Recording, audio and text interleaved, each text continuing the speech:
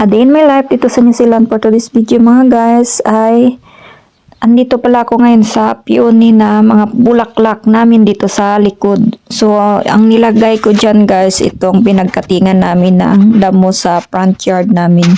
So nagcutting grass kasi kanina yung aking partner. So dali-dali ko ding inipon yung kanyang pinagkatingan ng mga damo dito sa aming harapan. Tapos nilagay ko dyan sa aming pananim na mga bulaklak. So ganyan lang pag aabono tayo ng ating mga pananim guys. Wag lang nating i-diin talaga doon sa guys, sa kanyang puno. So pag nag-abono pala tayo ay sa lang, palibot lang ng kanyang puno para hindi masyadong mainitan yung ating halaman. So ganyan lang guys pag nag-abono ako ng mga halaman. So ito pala yung organic na fertilizer guys. So epektibo pala itong mga ganitong fertilizer, yung organic. Matagal lang siya mag-ipik pero matagal din yung kanyang abono mawala sa ating lupa. So ganyan kaganda yung ating organic fertilizer guys. So ayun nga guys, ilagyan ko talaga sila lahat guys, no, para tatlong balde na puno yung aking nilagay dyan guys. So meron pa doon sa likuran ko guys, lagyan ko pa maya-maya. So ito pala yung mga peony flowers. Ito yung mga mahal na mga bulaklak dito sa New Zealand guys. Napakaganda kasi nitong mga bulaklak nito at mix variety pala ito guys. May iba't ibang kulay. So ipakita ko ngayong November pag start na sila mag-flowers guys. So videohan ko ulit tapos i-post ko ulit dito sa aking YouTube. So i-update ko na lang kayo by next month. So ito pala yung aking garden, munting garden ito sa likod ng aming bahay guys. So marami kaming pananim dito. Kabilang na dito yung aming mga peony, lily. So ayun nga guys. Yan naman si Poma, nagpabida-bida.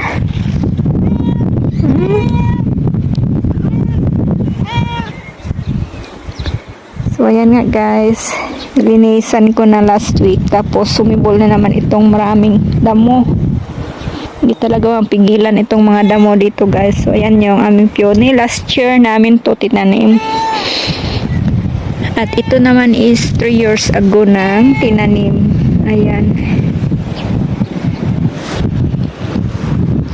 Ito naman yung isang line dito ng peony. Lagyan ko sila ng pataba. So ganito lang ako maglagay ng pataba guys. Yung pinagkatingan ng grass ilagay ko dyan pero hindi ko tinabunan yung kanyang guys, sa gitna. Dyan lang sa gilid-gilid ko nilagay yung mga guys, yung mga damo.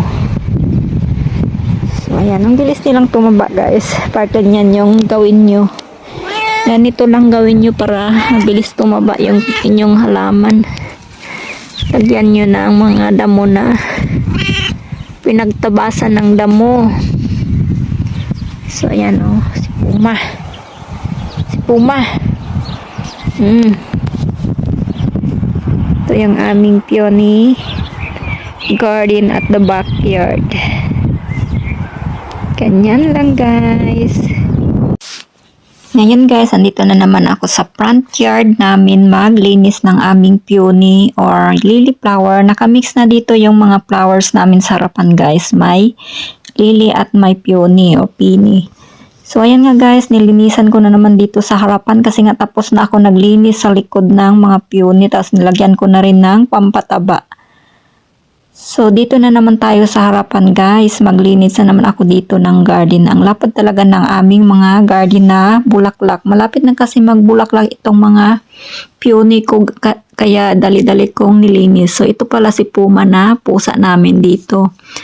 So kung saan ako pupunta guys, andoon din siya. Lagi yan nakaabang sa akin, nakasunod. Tapos dyan lang yan nagaantay sa akin hanggang matapos ako magdamo.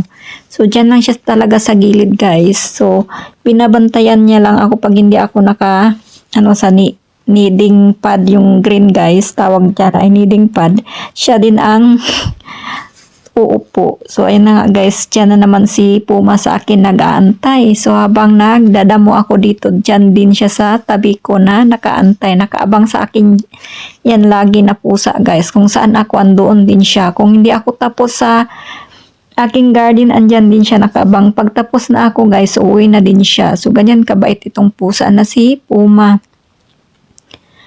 So, ang dami kasing damuhan dito guys, no? Kasi last week, laging ulan dito. Halos araw-araw, tas malamig ang panahon. So, ngayon lang talaga yung panahon na nakapaglinis ako sa aking garden. Tapos, ayan guys, tapos na nga ang dinamuhan. Tapos na nilinisan ko itong aming front yard. Tapos, yung lily din namin dito guys, na tinanim namin last year. So, ito na nga yun guys. Tapos ko na rin na linisan, tinanggalan ko na din ng mga damo. So hanggang dito na lang guys. Thank you for watching. Hanggang sa susunod. I hope you like my video. Paki-share and like na lang and paki-subscribe na lang. Thank you for watching.